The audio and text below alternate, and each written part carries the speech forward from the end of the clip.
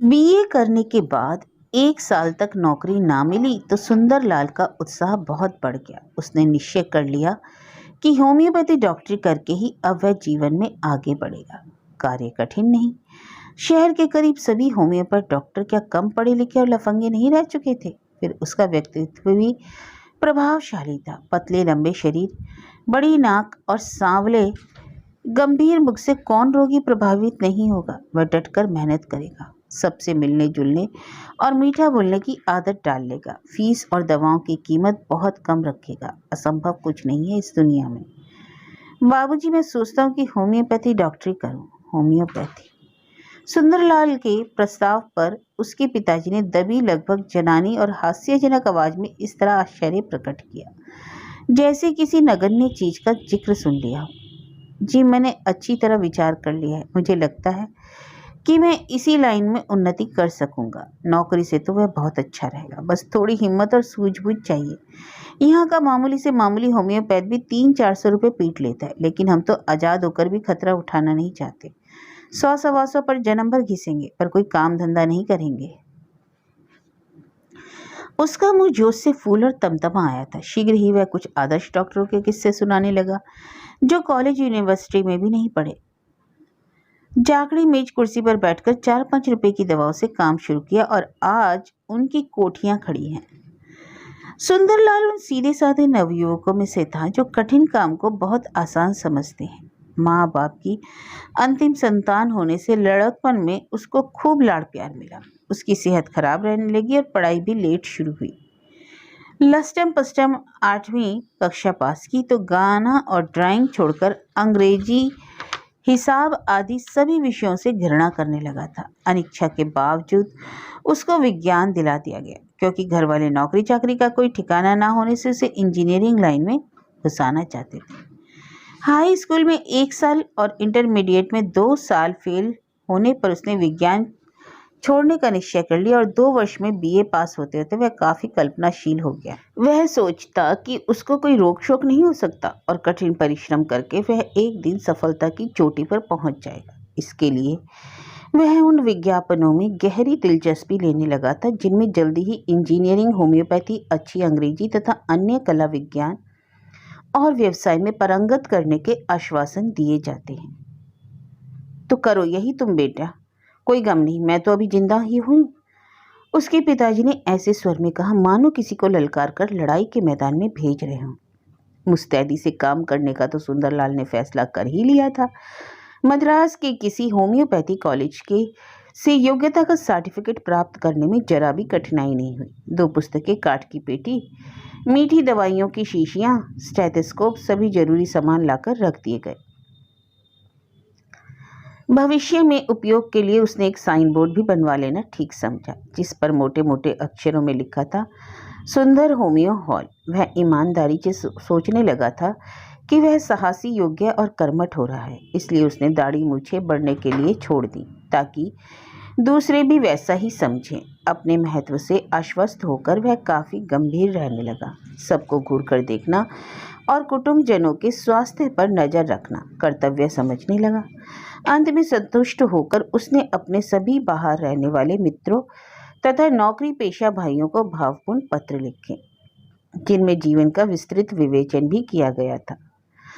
सवेरे नहा धोकर वह बाहर अपने कमरे में आता तो उसका हृदय असीम उत्साह से भर जाता और वह अपने चारों ओर विश्वास से देखता। फिर गंभीर अध्ययन के लिए कॉपी, पेंसिल और पुस्तक लेकर बैठने में उससे देरी नहीं होती। शुरू, बीच और अंत के कुछ पन्ने पकड़कर उसे महसूस होता कि रोग के सभी लक्षण उसी के शरीर में मौजूद हैं, परंतु अगर उसे सफलता प्राप्त करनी है तो वह ऐसी बाधाओं की परवाह क्यों करे। वह मुस्कुराने लगता और यह सोचकर कि कल से खूब मेहनत करेगा, वह कुछ मीठी, नाजुक और ऊंची कल्पनाओं में खो जाता जो परिस्थिति विशेष में ही उत्पन्न होती है। वह बहुत नामी होम्योपैथ हो गया है और असंख्य गरीब लोगों को रोग मुक्त कर रहा है। उसके पास दूर दूर से लोग आ रहे हैं और पैसा भी पानी की तरह आ रहा है। वह देर तक सोचता रहता और उसको परिश्रम, सफलता और मान प्रतिष्ठा की कल्पना में वास्तविक परिश्रम के समान ही सुख मिलता।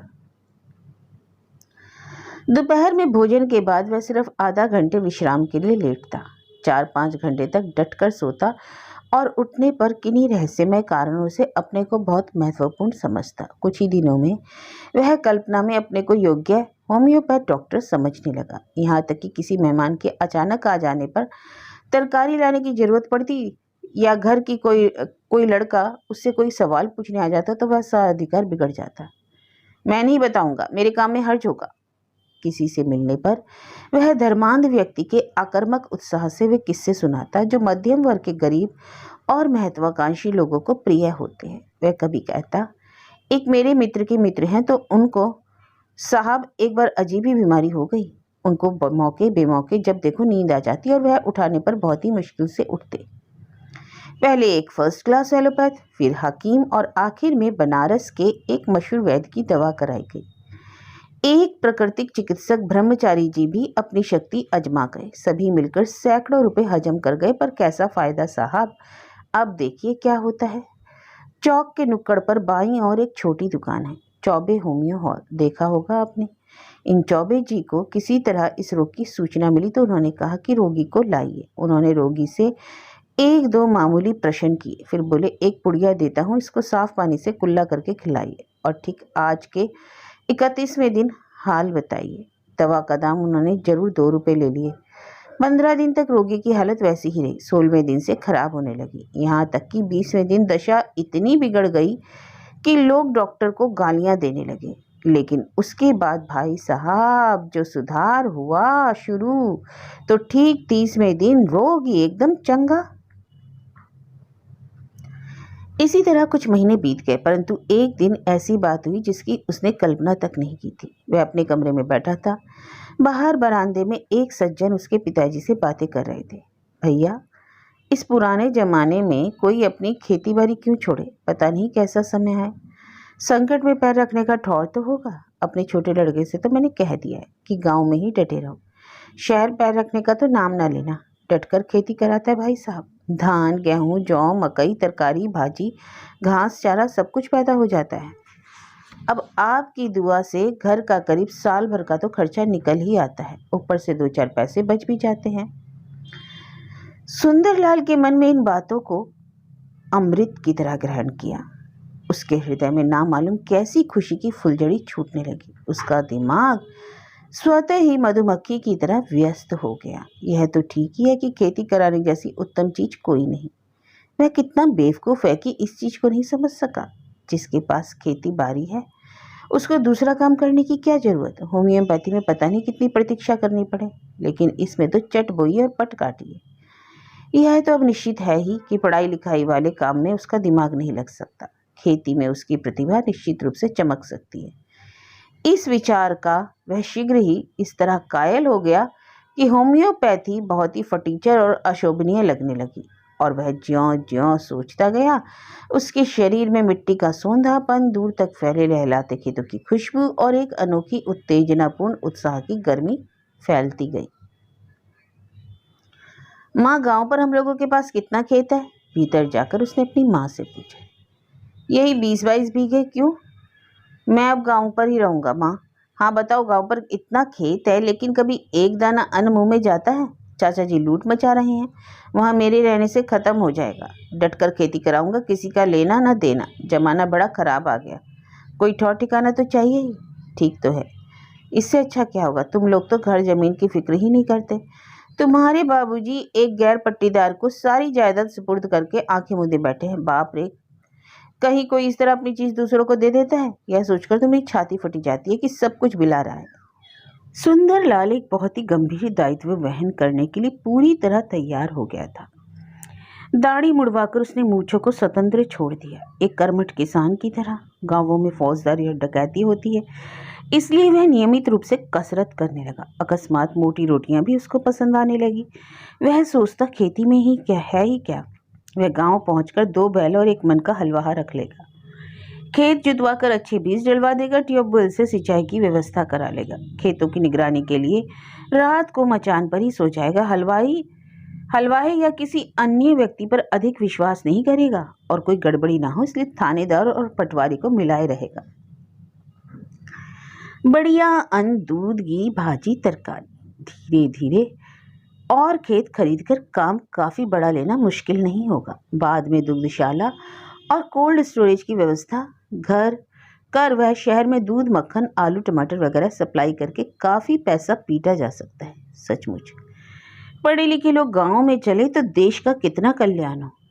अब वह लोगों से कहता, हमारे देश में यही तो एक खराबी है कि लोग पढ़ लिख कर नौकरी के ही पीछे भागते हैं। ये लोग गांव में चले जाएं तो देहातों की हालत सुधर जाए। हिंदुस्तान तो देहातों में ही बसता है साहब। इसी जिले के एक ठाकुर साहब हैं, उनका लड़का फर्स्ट क्लास एमए करके यूनिवर्सिटी से निकला तो उसके सामने समस्या उठी कि अब वह क्या करे। लंबा, तगड़ा, खूबसूरत, बुद्धिमान, उसको नौकरी एक से एक मिल जाती। घर वाले कह भी रहे थे कि कलेक्टरी और डिप्टी कलेक्टरी में बैठो, लेकिन उसने कहा, आज़ाद देश का नागरिक हूँ, क्यों किसी की गुलामी करूँ। और आज साहब वह डट कर ट्रैक्टर से खेती कराता है। कितने कलेक्टर और डिप्टी कलेक्टर उसका पानी भरे। आषाढ़ नजदीक आ गया। सुंदरलाल के पिताजी ने एक दिन उससे पूछा, कहो बेटा, तुम्हारे गांव जाने का क्या हुआ। सोचता हूँ अगले हफ्ते चला जाऊं। हफ्ता आया और निकल गया। उसने कुछ कारणों से अपना प्रस्थान एक हफ्ते के लिए स्थगित करा दिया। वह भी हफ्ता आया और निकल गया। बेटा, उसके पिताजी ने फिर टोका, अगर जाना है तो देर करने से कोई लाभ नहीं। खूब सोच समझ लो, तबीयत की बात होती है, नहीं करती तो वह भी खुलासा कह दो। नहीं, अगले सोमवार को जरूर चला जाऊंगा। परंतु शनिवार की रात को ही पता नहीं क्या हो गया, उसका ध्यान एक बहुत ही आवश्यक समस्या की ओर आकर्षित हुआ। बरसात के कारण कुछ दिनों से उनके घर की मरम्मत हो रही थी। सुंदरलाल को लगा कि मजदूर काफी काम चोरी करते हैं। यह सोचकर उसकी ईमानदारी से बहुत क्रोध आया। नीच लोगों में यही तो है कि खड़े होकर काम ना ले तो वे सब कुछ चौपट करके रख दे। अब भी घर का चूना बंद थोड़े होगा, परंतु वह यह सब नहीं चलने देगा। गांव तो चलना ही है एक दिन, लेकिन मजदूरों की इस लूट को वह बर्दाश्त नहीं करेगा। वह अपनी इस दूरदर्शिता से इतना प्रभावित हुआ कि अगले दिन यानी रविवार को सवेरे से ही सामने खड़ा हो गया। क्रोधपूर्ण व्यस्त मुद्रा में मजदूरों को घूरता और अक्सर कड़ी आवाज से आदेश देकर उनसे काम लेने लगा। उसने धूप और थकान की परवाह नहीं की और शाम से पहले वहां से नहीं हटा। सोमवार को भी वह उसी तरह डटा रहा। ऐसा प्रतीत होता कि उसको खाने पीने की भी सुध नहीं। घर वालों को काफी अचंभ हुआ कि जो व्यक्ति एक पत्ता भी खिसकाने से कतराता है वह अचानक इतना कर्मठ कैसे हो गया। परंतु शुभ लक्षण समझ किसी ने कुछ नहीं कहा। और 2 दिन बाद ही फिर सुंदरलाल के जीवन में एक बहुत ही महत्वपूर्ण परिवर्तन हुआ। सायंकाल वह चौक में घूम रहा था कि उसकी मुलाकात अपने एक पुराने मित्र गिरिधर से हो गई। दोनों मिलकर बड़े खुश हुए। गिरिधर कितना मोटा ताजा हो गया था। अरे यार, जो मजा धंधा व्यापार में है वह किसी चीज में नहीं। किसी की नौकरी नहीं बल्कि दूसरों को नौकर रखो। तुम तो जानते ही हो कि पढ़ने लिखने में ही घोगा बसंत था। 10th पास करने के बाद सीधे कलकत्ता चला गया था। 2 साल तो बड़ी मुश्किल से कटे। एक मारवाड़ी के यहाँ नौकरी कर ली थी, लेकिन इस बीच कुछ बचाता गया था। बाद में चाय पकौड़े की दुकान खोल ली। पहले तो बड़ी तकलीफ उठानी पड़ी, फिर दुकान चल निकली। धीरे धीरे ठेके का कुछ काम भी करने लगा। इसमें 2 चीज़ों की जरूरत होती है, मेहनत और तकदीर। अब तुम लोगों की कृपा से मेरे यहाँ 2 बट्टे चलते हैं। गिरिधर शीघ्र ही अपनी तरक्की का इतिहास सुनाने लगा था। यहाँ कुछ क्यों नहीं करते? सुंदरलाल आसानी से बेहद उत्तेजित हो गया था। गिरिधर ने उत्तर दिया कि अवश्य वह यहाँ भी ठेके का कुछ काम करना चाहता है। इसके अलावा यहाँ से आलू खरीदकर आजमगढ़ में थोक बिक्री करने की लाभप्रद योजना भी विचाराधीन है। सुंदरलाल को सचमुच नई रोशनी मिली। कितने अंधकार में था वह अब तक। व्यापार मित्र से विदा लेकर वह घर आया, लेकिन खाने पीने बात करते बैठते लेटते हर वक्त उसका दिमाग मशीन की तरह काम करता रहा और अंत में इस विचार का वह पक्का गुलाम हो गया कि व्यापार ही उसके लिए सबसे उपयुक्त है। सचमुच इस औद्योगिकीकरण के युग में इंसान और देश की तरक्की वाणिज्य व्यापार से ही हो सकती है। इसी रास्ते पर चलकर अमेरिका भी तो इतना संपन्न और शक्तिशाली हुआ, और वह दूर क्यों जाए। कुछ ही साल की बात है, पंजाबी लुटपिट कर यहाँ आए और अपने परिश्रम, सूझबूझ तथा व्यवहार कुशलता से देखते ही देखते सारे कारोबार पे कब्जा कर लिया। कितने स्वस्थ हैं और कितना अच्छा खाते पीते हैं, मौज से रहते हैं। एक भी पंजाबी कभी भीख मांगते नहीं देखा गया। उसने अपनी योजना तैयार कर ली। वह सोचता व्यापार करना कौन मुश्किल काम है। चूंकि इंसान मूलतः नीच है, इसलिए वह आसानी से व्यवहारिकता, चापलूसी, झूठ फरेब, 420 आदि सीख लेगा। दिन रात धुआंधार मेहनत करेगा और उसका धंधा चल निकलेगा। उसको लगा कि ठेके का काम है उसकी प्रतिभा के उपयुक्त। वह अफसरों से रौब तथा प्रेम से मिलेगा और उनको घूस देकर अपना टेंडर स्वीकार करा लेगा। सस्ते में अपने गांव से मजदूर भी पा लेना मुश्किल काम नहीं। एक बार फायदे से सालों की छुट्टी। परंतु कुछ ही दिनों बाद कुछ अनजान कारणों से उसको आलू वाली बात अधिक पसंद आने लगी। फिर वह गंभीर अनिश्चय और मानसिक द्वंद्व का शिकार हो गया, जिसको उसने बहादुरी से बर्दाश्त किया और आखिर में आलू बेचने की स्कीम के पक्ष में ही निर्णय देना उचित समझा। माँ, हमारे खेत तो काफ़ी अच्छे होंगे। मेरा ख्याल है 1 बीघे खेत का 1,000 तो मिल ही जाएगा। हाँ, और क्या।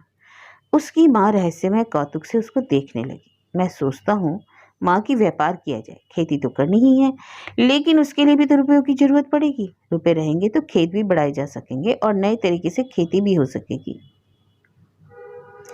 अगर 2,000 रुपये कहीं से मिल जाए तो यहाँ से ट्रक पर आलू लादकर आजमगढ़ में बेचा जाए, बड़ा फायदा होगा। मैं चाहता हूँ कि गांव के 2-3 बीघे खेत बेच दिए जाए तो काम बन जाए। उसकी माँ बहुत बिगड़ी तो उसने धैर्यपूर्वक अपनी योजना समझाने की चेष्टा की, किंतु उसे सफलता नहीं मिली। परंतु उसको विश्वास था कि वह अपने माँ बाप को राजी कर लेगा। अब वह पूरी तरह व्यापार की दुनिया में खोया रहता। पहले की तरह उसने दाढ़ी मूंछ सफाचट करा ली, कपड़े ढंग से पहनने लगा तथा व्यवहारिकता, जाल फरेब आदि सीखने के लिए मित्रों से गहरे मजाक करना और बिना बात भी झूठ बोलने लगा। उसने जल्दी ही शिक्षित निर्धन लोगों में प्रचलित वे किस्से याद कर लिए जो व्यापार के जरिए काफी धनी हो गए व्यापारियों के बारे में प्रचलित होते हैं। वह व्यापार के पक्ष में दलील पेश करने से ना चूकता। साहब, लखनऊ की बात है, एक पंजाबी जो सेक्रेटेरिएट के में काम करता था अपनी आर्थिक हालत से बहुत परेशान था। खानदान बड़ा, उसका काम तनख्वाह से ठीक से नहीं चलता था। उसने साहब एक उपाय सोचा। उसने अमीनाबाद में एक छोटी सी जगह में लस्सी और समोसे की दुकान खोल ली। वह दफ्तर से सीधे अमीनाबाद जाता और सिर्फ 2 घंटे दुकान पर बैठता, परंतु उतनी ही देर में सब साफ। 5 वर्ष तक मौसम के अनुसार कभी लस्सी कभी चाय बेचता रहा। फिर साहब उसने कपड़े की एक छोटी दुकान कर ली। दफ्तर वह अब भी जाता। फिर 2-3 वर्ष बाद उसने नौकरी भी छोड़ दी और आज वह लखपति है। बेटा, सुना है कि तुम अब बिजनेस करना चाहते हो? उसके पिताजी ने उससे एक दिन पूछा। हाँ बाबूजी, सोचता हूँ। बिजनेस से ही ना हम लोगों के घर की हालत सुधरेगी, खेती में भी तो रुपए की जरूरत।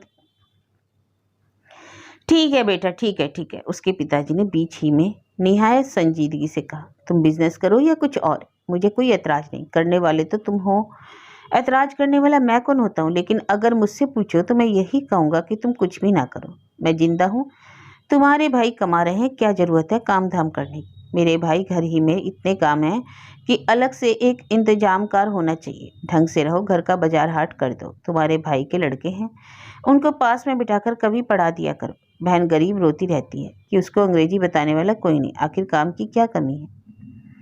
वह 2 क्षण चुप रहे, फिर बोले, और बिजनेस ही करना चाहते हो तो शौक से करो, खेत बेचने की क्या जरूरत? 2,000 रुपये देने को मैं तैयार हूँ। कल ही तुम मुझसे 2,000 रुपये ले लेना। आलू वालू या जो मन में आए बेचना। नहीं, कल मुझसे रुपये ले ही लो, समझे भैया? जी, दबी जबान से स्वीकृति देकर सुंदरलाल बाहर चला आया था। सांझ का वक्त था। सुंदरलाल घूमते घूमते दूर निकल गया।